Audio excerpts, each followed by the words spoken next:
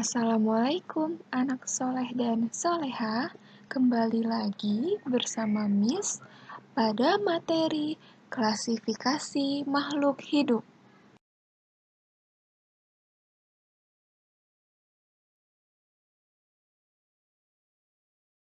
Pada video sebelumnya, kita telah membahas tentang makhluk hidup dan tak hidup serta ciri-cirinya, klasifikasi makhluk hidup dan pengenalan mikroskop. Maka pada video ini kita akan membahas tentang sistem pengklasifikasian makhluk hidup. Sistem pengklasifikasian makhluk hidup.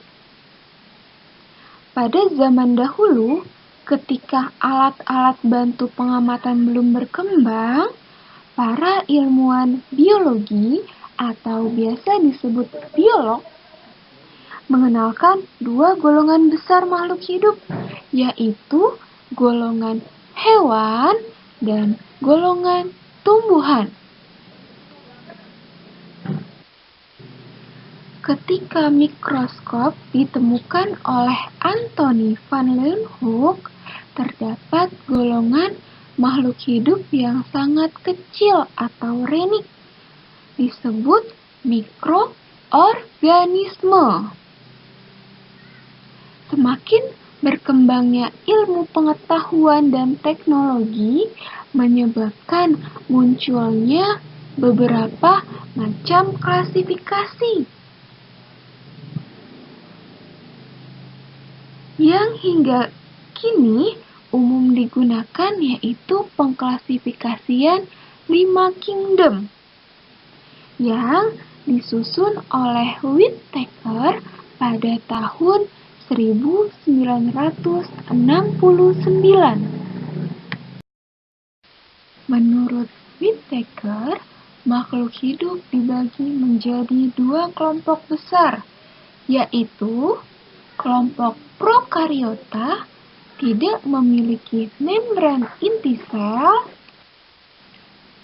dan kelompok besar eukariota memiliki membran inti sel.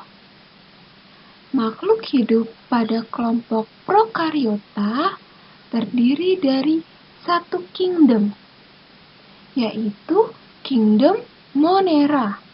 Sementara makhluk hidup pada kelompok besar eukariota terdapat 4 kingdom, yaitu kingdom Protista, kingdom Fungi, kingdom Plantae, dan kingdom Animalia. Makhluk hidup dikelompokkan sesuai taksanya. Taksa adalah tingkatan kelompok dalam sistem klasifikasi dari kelompok terbesar atau kita sebut kingdom hingga kelompok terkecil, biasa disebut spesies atau jenis. Urutan taksa mulai dari yang terbesar, yaitu kingdom, lalu mengecil menjadi filum untuk hewan, sedangkan divisi atau divisio untuk tumbuhan. Semakin kecil lagi di bawah filum ada namanya kelas. Lalu diperkecil lagi ada yang namanya ordo atau bangsa. Semakin spesifik lagi atau semakin kecil lagi ada yang namanya family atau suku. Lalu diperkecil lagi atau semakin spesifik lagi ada yang namanya genus atau marga. Lalu paling terkecil yaitu spesies atau jenis. Jadi, semakin tinggi tingkatan taksa, maka akan maka semakin banyak anggota taksanya. Tetapi makin banyak pula perbedaan ciri antara anggota taksa. Sebaliknya, makin kecil tingkatan taksa, maka makin sedikit anggota taksa dan makin banyak pula persamaan ciri anggota taksa tersebut. Untuk dapat mengenal kelompok dan memasukkan suatu kelompok makhluk hidup ke dalam kelompoknya, para ilmuwan telah memperkenalkan suatu sistem pengenalan kelompok makhluk hidup yang dinamakan kunci determinasi. Kunci determinasi merupakan suatu cara atau langkah untuk mengenali makhluk hidup dan mengelompokkannya pada taksa yang sesuai. Kunci determinasi terdiri atas dua keterangan ciri-ciri makhluk hidup yang saling berlawanan, atau biasa dikenal dengan kunci dikotom. Oke, coba perhatikan contoh penggunaan kunci determinasi pada gambar berikut ini. Pemakan segala. Jika ya, berarti omnivora. Lalu berambut. Jika ya, berarti mamalia. Jika tidak, kemungkinan berbulu. Berbulu jika ya, berarti burung. Jika tidak, kemungkinan berkulit basah. Jika ya, amfibi. Jika tidak, berarti dari kelompok reptil. Setelah kita mempelajari apa itu kunci determinasi atau kunci dikotom beserta contohnya, pada slide ini kita akan belajar bagaimana cara membaca kunci determinasi. Coba perhatikan, pada gambar sebelah kiri atau yang tulisannya warna biru, itu dinamakan kunci determinasi bagan atau konsep. Sementara pada gambar sebelah kanan yang tulisannya warna merah, dinamakan kunci determinasi sejajar. Nah, di sini ada perintah atau pertanyaan. Urutan kunci determinasi jagung adalah, sebelum kita lanjutkan ke kunci determinasi, kita harus mengetahui ciri-ciri dari tanaman jagung. Oke, kita coba pada kunci determinasi konsep atau bagan. Di sini ada kotak lumut, suplir, jagung, kedelai, terong, dan melinjo. Berarti tanaman-tanaman ini berada pada ciri-ciri yang ada di kunci determinasi bagan ini. Nah, dari kotak tersebut terbagi menjadi dua. Ingat, kunci determinasi merupakan ciri-ciri yang berlawanan. Di sini ada berspora dan tidak berspora. Tanaman jagung itu berspora atau tidak berspora ya? Ya, tanaman jagung tidak berspora. Dari kotak tidak berspora ini atau kita namakan 1B. Dibagi menjadi dua lagi berdasarkan ciri-ciri perbedaan, yaitu berbiji tertutup atau berbiji terbuka. Tanaman jagung itu berbiji tertutup atau 3A. Dari kotak 3A ini dibagi menjadi dua lagi berdasarkan perbedaan atau ciri-ciri perbedaannya. Di sini ada berkeping 2 dan berkeping 1. Tanaman jagung itu berkeping 1. Nah, berarti dari kunci determinasi bagan ini didapatkan ciri-ciri tanaman jagung 1B, 3A, dan 4B. Nah, sementara pada kunci determinasi sejajar, kita membacanya dengan, di sini kita mulai nomor 1. Nomor 1 ini dibagi menjadi 2 berdasarkan ciri-ciri perbedaan. 1A, tumbuhan yang berspora, akan menunjukkan ke nomor 2. Sementara 1B, tumbuhan yang tidak berspora, akan menunjukkan ke nomor 3. Di sini tanaman jagung itu tumbuhan yang tidak berspora, berarti 1B. B menunjukkan ke angka nomor 3. Nomor 3 ini dibagi menjadi 2 lagi berdasarkan perbedaan berbiji tertutup atau berbiji terbuka. Nah, untuk berbiji terbuka di sini sudah diketahui belinjo. Nah, berarti tanaman jagung itu 3A berbiji tertutup akan menunjukkan ke angka nomor 4. Nah, di angka nomor 4 ini dibagi menjadi 2 lagi, yaitu berbiji berkeping 2 atau biji berkeping 1. Nah, di 4B ini sudah diketahui bahwa jagung itu berbiji berkeping 1.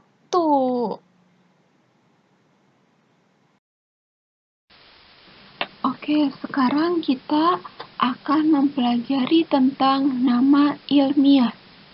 Nama ilmiah merupakan nama untuk setiap makhluk hidup yang berlaku secara internasional. Seorang ahli botani berkebangsaan Swedia yang bernama Carlos Linnaeus memperkenalkan suatu metode modern penamaan ilmiah makhluk hidup yang dikenal dengan nama sistem binomial nomenklatur. Disebut binomial karena dalam memberikan nama suatu organisme harus terdiri atas 2 kata, yaitu nama genus dan nama petunjuk spesiesnya. Di sini contohnya manusia, Homo sapiens. Homo berarti genus, sementara sapiens adalah nama petunjuk spesiesnya. Di sini Miss akan memberikan contoh pada klasifikasi tumbuhan mangga.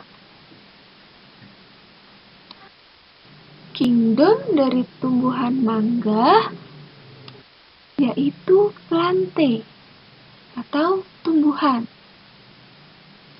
Divisinya Tracheophyta, berarti tumbuhan yang telah memiliki sistem pembuluh yang jelas, seperti akar, batang, dan daun sejati.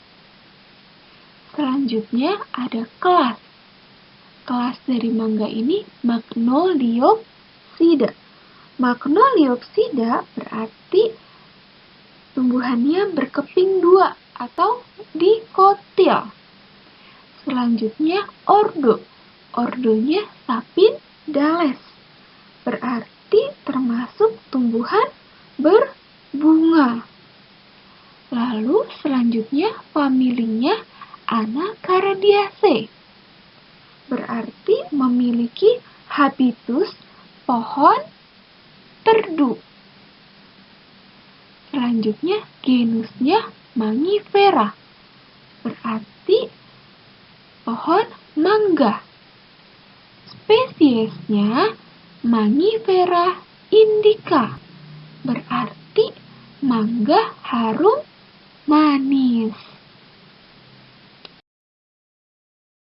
Adapun aturan-aturan penulisan pada genus dan spesies.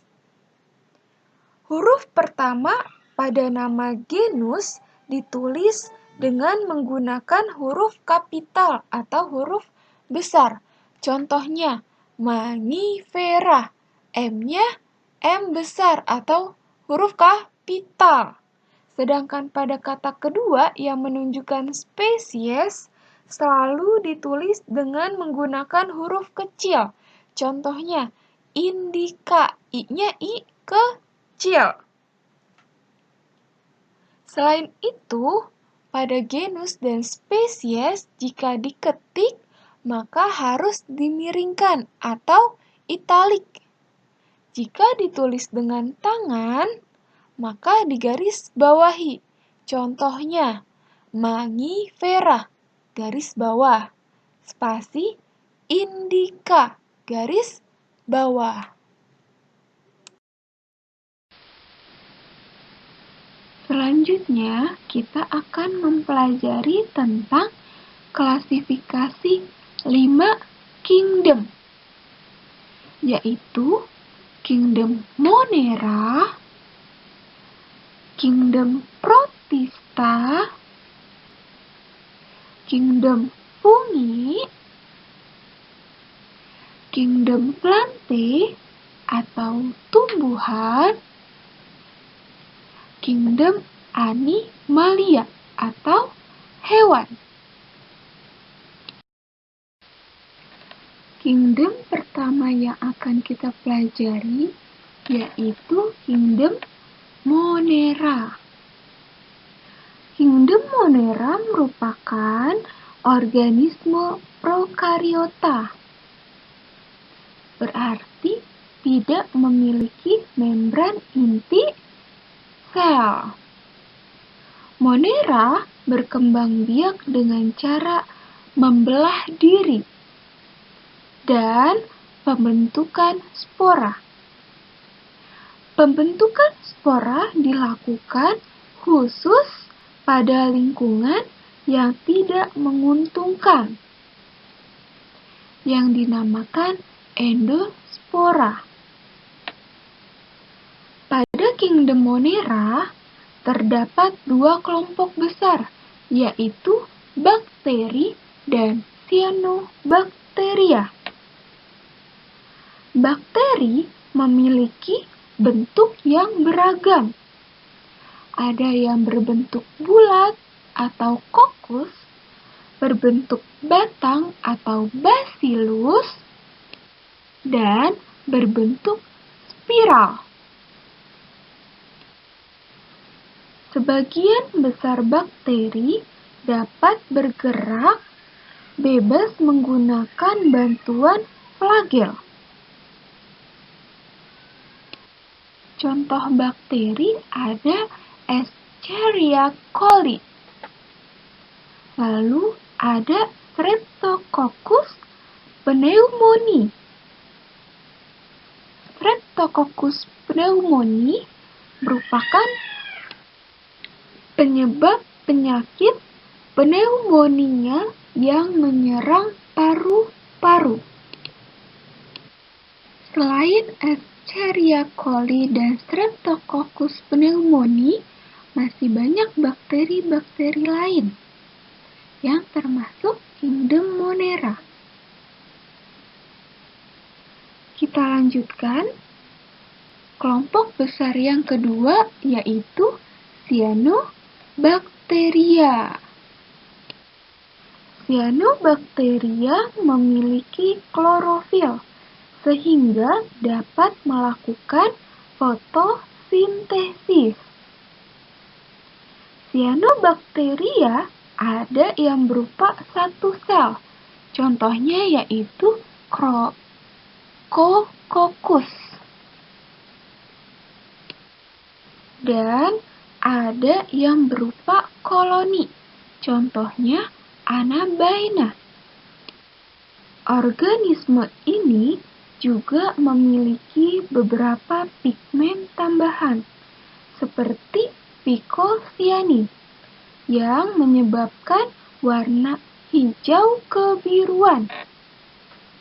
Jadi, ketika kalian melihat sebuah danau, airnya ada yang berwarna hijau, ada yang berwarna hijau kebiruan. Berarti di dalam air tersebut terdapat cyanobacteria.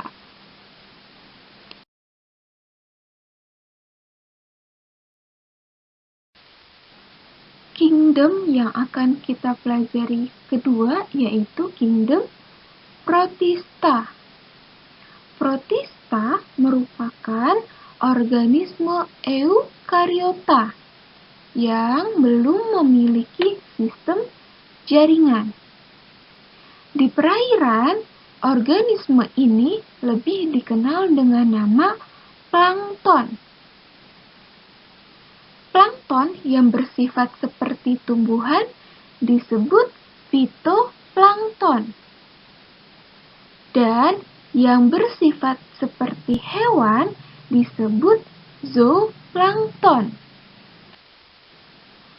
Protista digolongkan menjadi dua kelompok, yaitu protozoa dan alga atau ganggang. Protozoa merupakan protista bersalah satu yang memiliki ciri-ciri seperti hewan. Berdasarkan alat geraknya, protozoa terbagi atas rhizopoda atau berkaki semu. Contoh spesiesnya Amoeba sp. Lalu ada ciliata atau berambut getar. Contoh spesiesnya Paramecium sp. Flagellata berbulu cambuk. Contoh spesiesnya Trypanosoma sp. Dan sporozoa atau tanpa alat gerak dan menghasilkan spora. Contohnya Plasmodium sp. Kelompok yang kedua yaitu alga atau ganggang. Alga ada yang uniseluler dan multiseluler. Semuanya memiliki kloroplas, sehingga dapat melakukan fotosintesis. Ganggang uniseluler yaitu mikroskopik, dapat dilihat dengan mikroskopik. Contohnya seperti Euglena, Dinoflagellata, dan Diatom. Sementara ganggang multiseluler atau bisa dilihat secara makroskopis, contohnya seperti ganggang merah atau Rhodophyceae, ganggang hijau atau Chlorophyceae, dan ganggang coklat, Phaeophyceae. Kingdom yang ketiga yaitu kingdom fungi. Makhluk hidup yang tergolong ke dalam kingdom fungi atau jamur memiliki ciri-ciri utama, yaitu bersifat eukariotik, tidak berklorofil, sehingga tidak dapat membuat makanannya sendiri. Lalu tersusun dari satu atau banyak sel. Berkembang biak dengan spora atau dengan bagian talus tubuhnya. Hidup sebagai organisme saprofit atau pengurai, parasit, dan bersimbiosis dengan akar tumbuhan. Pada umumnya, tubuh jamur tersusun dari benang-benang halus atau hifa yang berfungsi untuk alat reproduksi atau menyerap zat makanan. Dalam kingdom fungi terbagi menjadi 4 kelompok divisi, yaitu zygomicota. Contohnya pada jamur roti, Rhizopus stolonifer. Yang kedua, Ascomycota. Contohnya pada jamur oncom, Monila phytophylla. Lalu, kelompok ketiga, Basidiomycota. Contohnya pada jamur merang, Volvoriella volvaceae. Dan pada jamur kuping, Auricularia aureola. Dan masih banyak lagi. Kelompok yang keempat yaitu Deuteromycota. Contohnya seperti pada penyebab ketombe, yaitu Trichophyton tonsuran. Untuk contoh-contoh jenis pada masing-masing kelompok masih banyak lagi selain yang Miss contohkan di materi. Kingdom Plantae atau tumbuhan. Tumbuhan memiliki ciri-ciri yaitu berklorofil dan dapat melakukan fotosintesis. Lalu multiseluler serta memiliki ukuran tubuh yang jelas berupa talus atau akar, batang, dan daun. Tumbuhan dapat dikelompokkan berdasarkan ada tidaknya bunga, berdasarkan penampakan tumbuhan, berdasarkan siklus hidup, berdasarkan cara hidup, dan berdasarkan habitat. Pengelompokan tumbuhan berdasarkan ada tidaknya bunga dapat digolongkan menjadi 2 kelompok besar, yaitu tumbuhan tidak berbunga atau berkembang biak dengan spora, contohnya seperti tumbuhan lumut atau Bryophyta, dan tumbuhan paku atau Pteridophyta. Kelompok besar yang kedua yaitu tumbuhan berbunga atau Spermatophyta. Tumbuhan berbunga berarti tumbuhan berbiji yang dapat dibedakan menjadi 2 kelompok besar, yaitu Gymnospermae atau tumbuhan berbiji terbuka dan Angiospermae atau tumbuhan berbiji tertutup. Pengelompokan yang kedua yaitu berdasarkan penampakan tumbuhan. Yang pertama, herba. Herba merupakan tumbuhan yang berukuran kecil dengan batang yang lunak. Sementara semak memiliki ukuran sedang dengan batang berkayu dan keras. Dan pohon adalah tumbuhan yang tinggi dengan batang yang keras dan berkayu. Pengelompokan yang ketiga yaitu berdasarkan siklus hidup. Annual.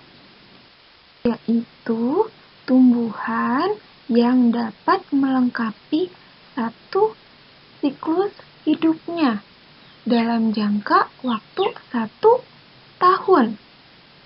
Sementara tumbuhan biennial adalah tumbuhan yang mampu melengkapi siklus hidupnya dalam 2 tahun. Dan tumbuhan perennial adalah tumbuhan yang dapat hidup selama beberapa tahun. Pengelompokan yang keempat yaitu berdasarkan cara hidup. Yang pertama ada saprofit, yaitu tumbuhan yang hidup dengan menguraikan organisme yang sudah mati. Yang kedua ada parasit. Parasit adalah tumbuhan yang hidup dengan cara mengambil makanan dari tumbuhan yang ditumpanginya atau tumbuhan inangnya. Lalu, epifit adalah tumbuhan yang menumpang pada tumbuhan lain tetapi tidak mengambil makanan dari tumbuhan inangnya atau tumbuhan lain yang ditumpanginya. Pengelompokan yang keempat yaitu berdasarkan habitat atau tempat hidup aslinya.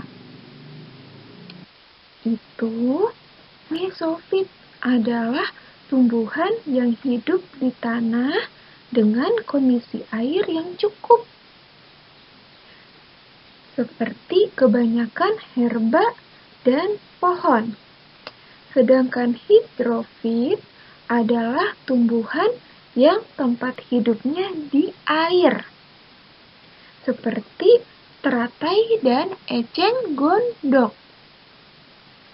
Dan xerofit adalah tumbuhan yang hidupnya di darat dengan kondisi air yang sangat sedikit, seperti di daerah gurun. Contoh tumbuhannya seperti tumbuhan kaktus. Setelah pada slide sebelumnya, kita telah mengenal pengelompokan tumbuhan berdasarkan ada tidaknya bunga. Pada slide ini, kita akan melihat contoh-contoh dari tumbuhan tidak berbunga dan tumbuhan berbunga. Oke, sekarang kita akan melihat tumbuhan tidak berbunga atau berspora, seperti tumbuhan lumut atau bryophyta. Tumbuhan lumut ini mempunyai beberapa jenis, di antaranya lumut hati, lumut tanduk, dan lumut daun. Cara perkembangbiakan tumbuhan lumut yaitu dengan spora. Nah, coba perhatikan gambar atas yang di samping kata bryophyta. Di sini ada lumut daun dan bagian-bagiannya. Spora terletak pada atas atau diberi nama atau diberi petunjuk sporangium. Spora ini jika tertiup oleh angin dan jatuh pada tanah atau tempat yang sesuai dengan tempat tumbuhnya lumut, maka akan tumbuh lumut baru di tempat yang berbeda, sesuai arah angin yang membawa sporanya. Oke, kita lanjutkan tumbuhan tidak berbunga atau berspora lainnya, yaitu tumbuhan paku atau Pteridophyta. Tumbuhan paku mempunyai bagian-bagian yang khas. Beberapa tumbuhan paku memiliki ukel. ukel itu yang menggulung pada bagian atas. Nah, di belakang daun dari tumbuhan paku biasanya terdapat sorus. Sorus yang berwarna coklat berbentuk lingkaran kecil-kecil. Di dalam sorus terdapat spora. Ketika sorus terbawa atau tertiup oleh angin, maka spora tumbuhan paku ini juga akan ikut terbawa. Setelah terbawa dan jatuh pada tempat yang sesuai untuk tumbuh, maka tumbuhan paku ini akan tumbuh menjadi tumbuhan baru di tempat yang lain dari tumbuhan inangnya atau tumbuhan sebelumnya. Salah satu contoh jenis tumbuhan paku yaitu ada yang namanya paku suflir atau adiantum. Setelah kita melihat contoh-contoh dari tumbuhan tidak berbunga, kita akan melihat contoh dari tumbuhan berbunga atau spermatopita.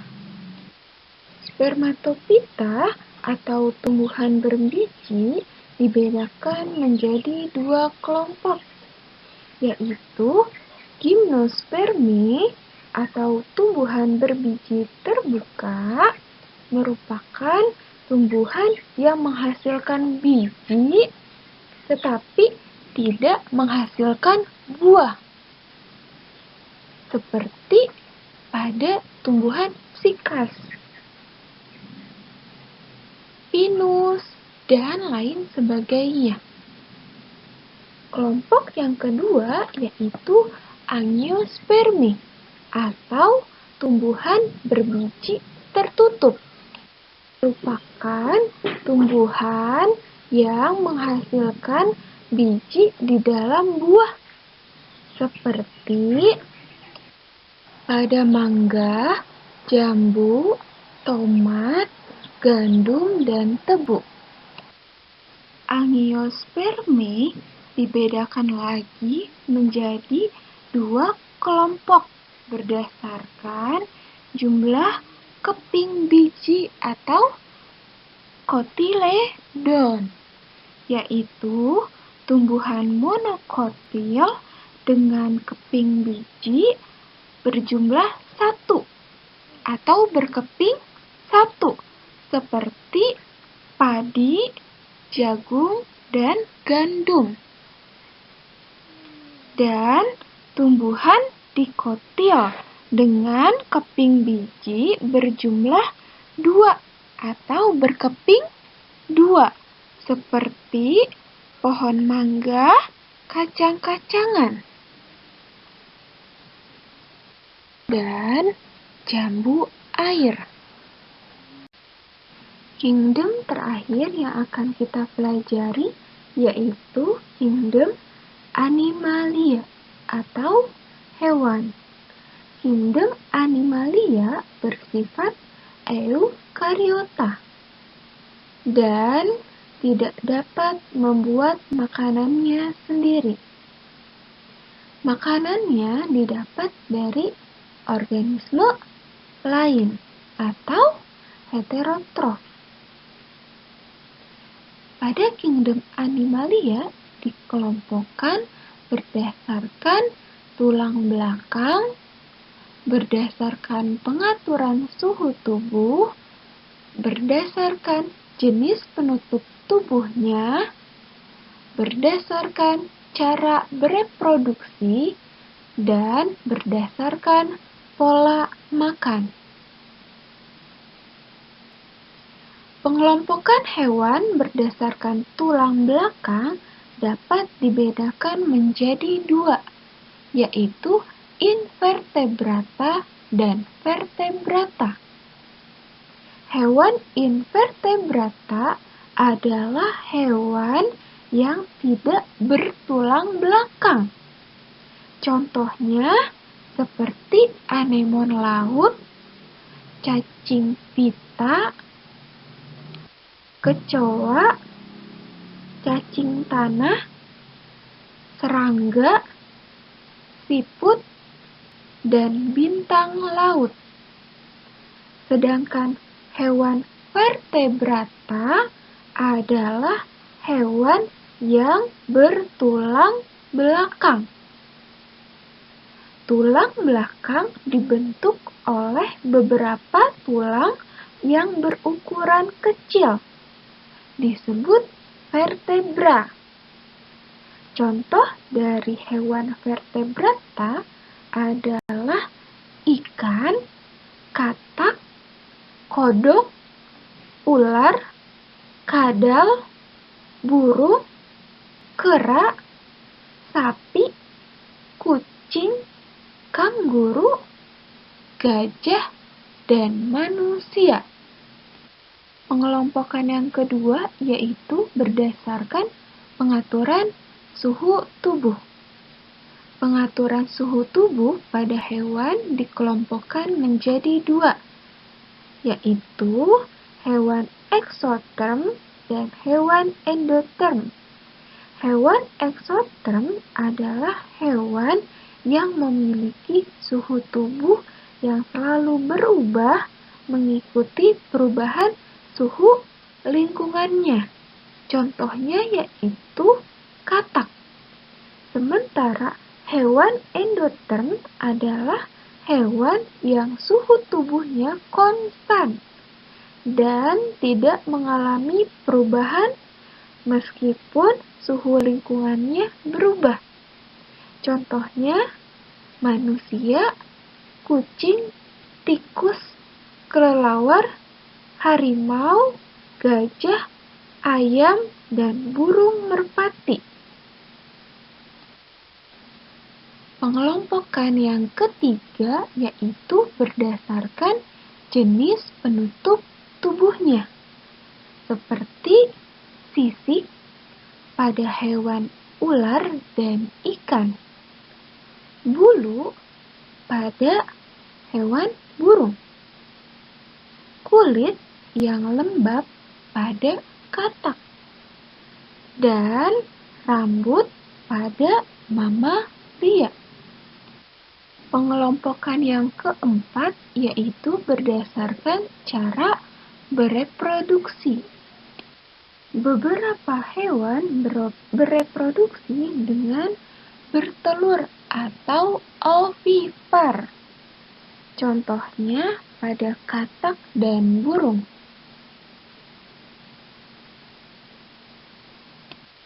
Sedangkan hewan lain bereproduksi dengan melahirkan anak atau vivipar. Contohnya pada manusia. Selain bertelur dan beranak, ada beberapa hewan yang ovovivipar, yaitu bertelur dan beranak. Contohnya pada kadal dan beberapa jenis ular. Pengelompokan yang terakhir yaitu berdasarkan pola makan. Hewan merupakan organisme heterotrof karena tidak dapat membuat makanannya sendiri atau makanannya berasal dari organisme lain.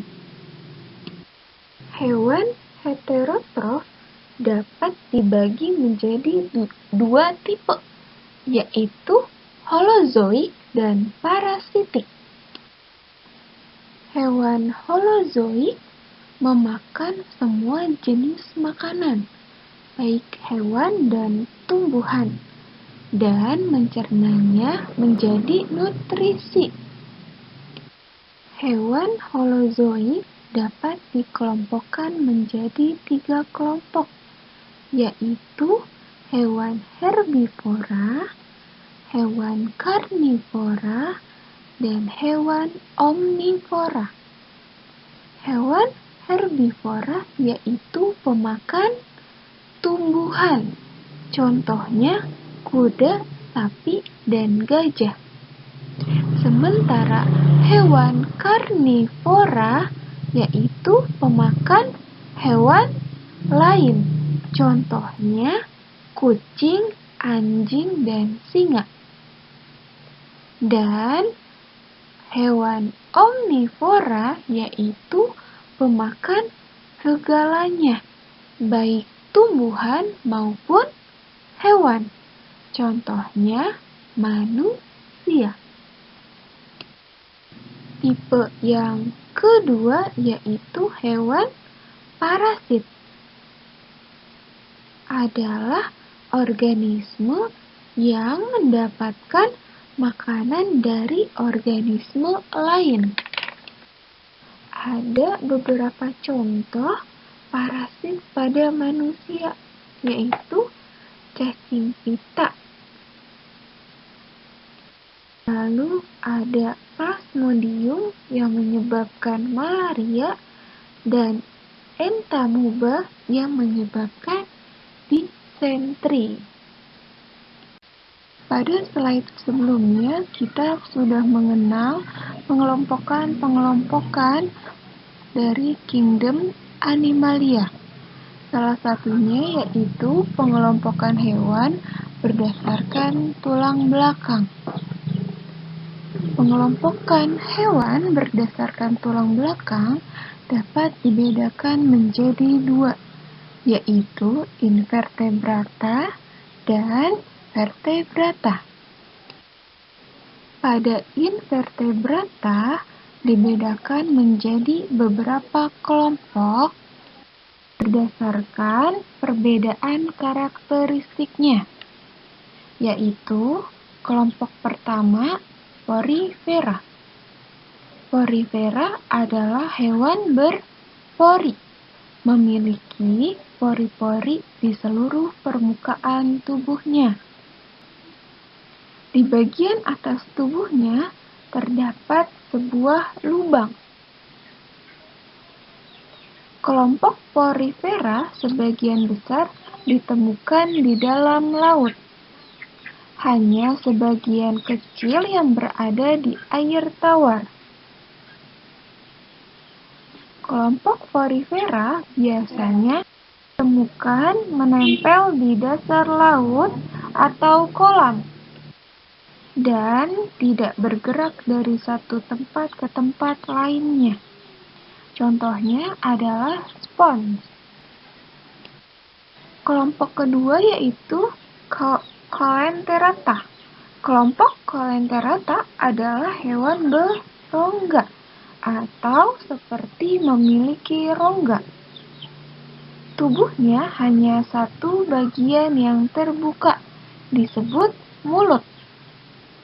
Mulut pada kelompok Coelenterata dikelilingi oleh struktur seperti jari-jari panjang yang disebut tentakel. Tentakel berfungsi membantu hewan dalam menangkap makanan.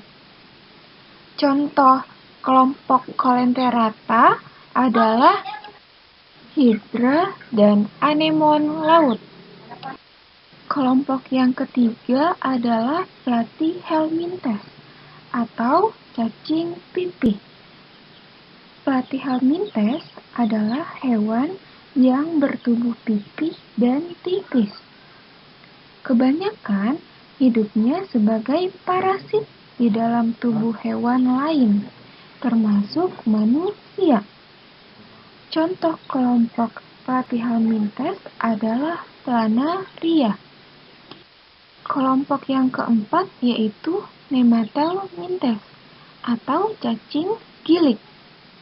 Bentuk tubuh dari Nemathelminthes yaitu bulat panjang dengan ujung meruncing. Kulitnya licin, tertutup lapisan lilin. Kelompok Nemathelminthes hidup bebas di mana-mana, bersifat parasit. Contohnya yaitu cacing perut, cacing tambang, dan cacing kremi. Kelompok yang kelima yaitu Annelida.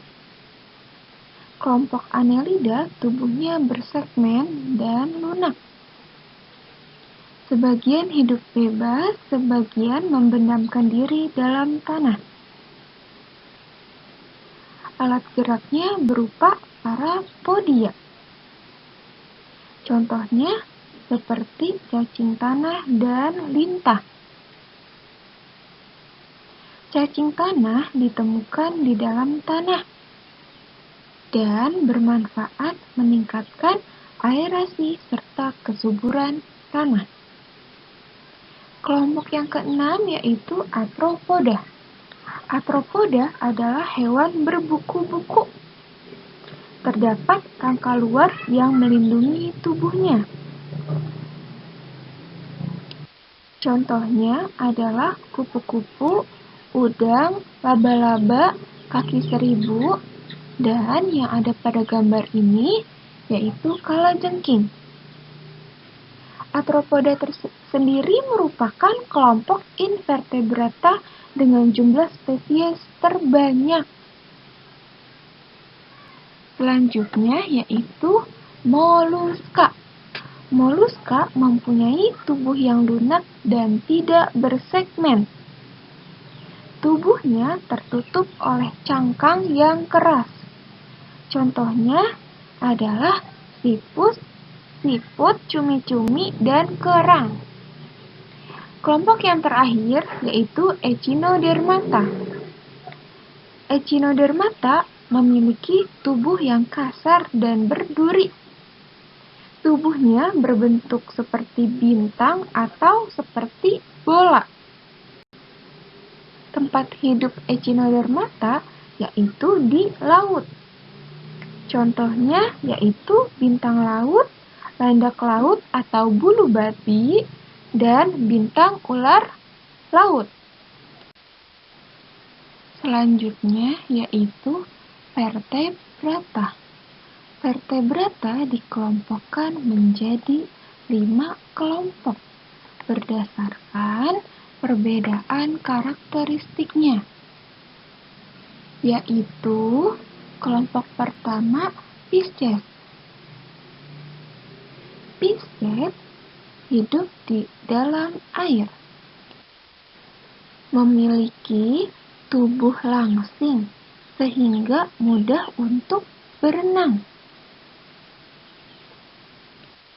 Kelompok Pisces bernafas dengan insang. Kelompok Pisces berkembang biak dengan cara bertelur atau ovipar, yang pembuahannya di luar tubuh induk. Contohnya adalah ikan gurami, ikan cupang, dan ikan pari. Kelompok yang kedua yaitu amfibi. Amfibi dapat hidup di air dan di darat. Kelompok amfibi bernafas menggunakan paru-paru dan kulit yang lembab. Kelompok amfibi berkembang biak dengan cara bertelur atau ovipar, yang pembuahannya di luar tubuh induk dan meletakkannya di dalam air. Contohnya adalah katak, kodok, dan salamander. Kelompok yang ketiga yaitu reptil. Kelompok reptil pada umumnya ditemukan di darat. Tubuhnya ditutupi cangkang atau sisik. Kelompok reptil bernafas menggunakan paru-paru. Kelompok reptil berkembang biak dengan cara bertelur atau ovipar, dan pembuahannya di dalam tubuh induk.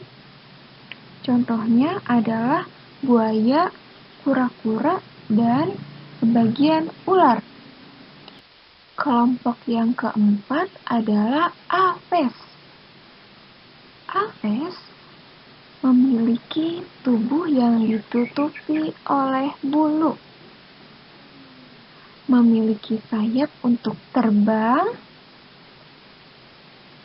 dan tubuhnya langsing dan ringan untuk membantu kelompok Aves ini terbang. Tulang pada kelompok Aves seperti pipa yang berguna untuk membantu menyimpan panas tubuh. Cara berkembang biak kelompok Aves yaitu dengan bertelur atau ovipar, dan pembuahannya di dalam tubuh induk.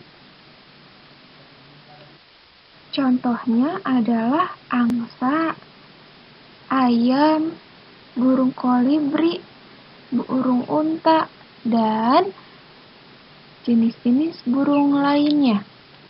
Kelompok yang terakhir adalah kelompok mamalia.